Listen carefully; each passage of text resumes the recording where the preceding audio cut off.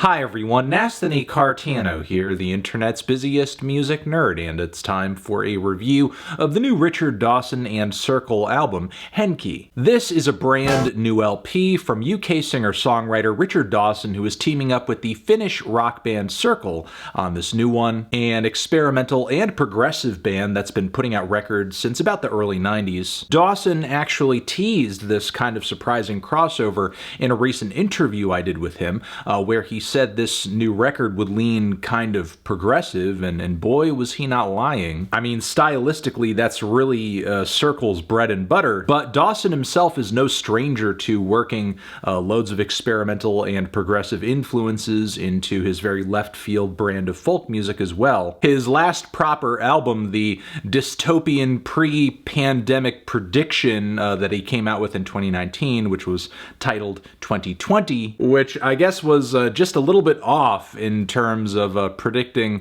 just how awful the immediate future would be.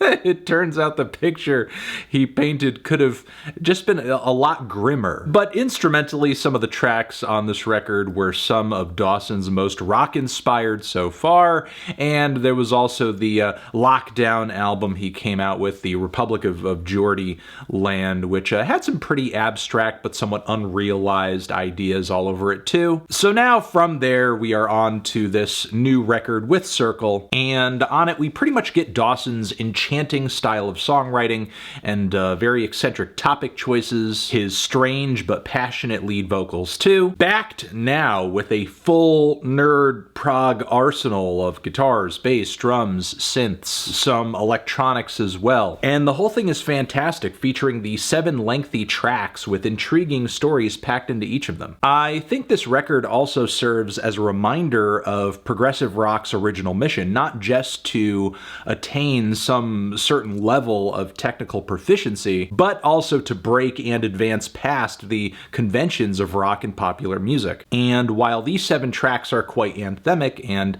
do sit on some tried and true tropes, they're far from conventional. The opening track, COOKSONIA, is titled after a genus of extinct land plants and is essentially a story about a botanist's upbringing and education, then eventually leading to this tragic outing where they and another botanist are traveling with some specimens that are deteriorating as they leave the country. The whole story of the song ending in this picture of desolation. And of course the whole tale is soundtracked by these meditative and primal drums, grim guitar strumming, some sparkling synth passages too to break the tension. Not to mention the finish of the track escalates into this wall of psychedelic fuzzy folk. And this song overall is a very easygoing but emotional start to a record that gets more adventurous and urgent as it continues. The song Ivy, for example, is a multi-verse epic that touches down on a few different narrative points of Greek mythology, but the whole thing seems mostly in reference to the satyr Silenus, who eventually gives the power to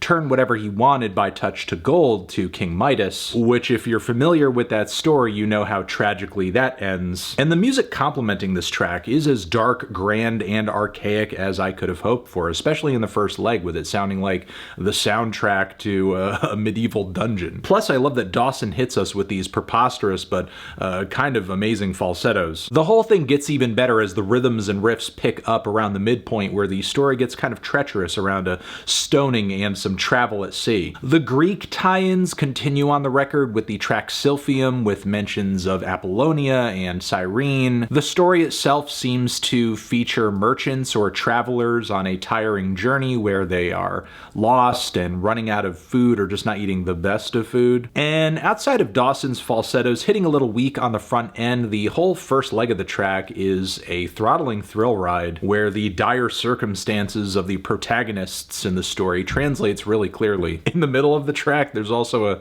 sudden jazz rock break that goes over really well, with the original riffs and rhythms coming back for a finale on the back end. Silene is a more meditative cut by comparison, with everything else else here with these very repetitive guitars and pulsating electronics. And I appreciate the whole thing more in concept than I do in practice, because there are multiple passages where Dawson and Circle throw on top of this rhythm section some vocal layers and melodies that seem almost at odds with the instrumentation below, which I'm sure to a degree was intentional, as it is a bit jarring and everything else on the record is so cohesive by comparison, but I'm not really sure if the effect they were going for really came through. But the last several songs on the record are some of the strongest here. The plant themes on the LP continue with the track Methuselah, which is not only the name of one of the biggest sequoias on Earth, but the track also seems to be a story about Donald Rusk Curry,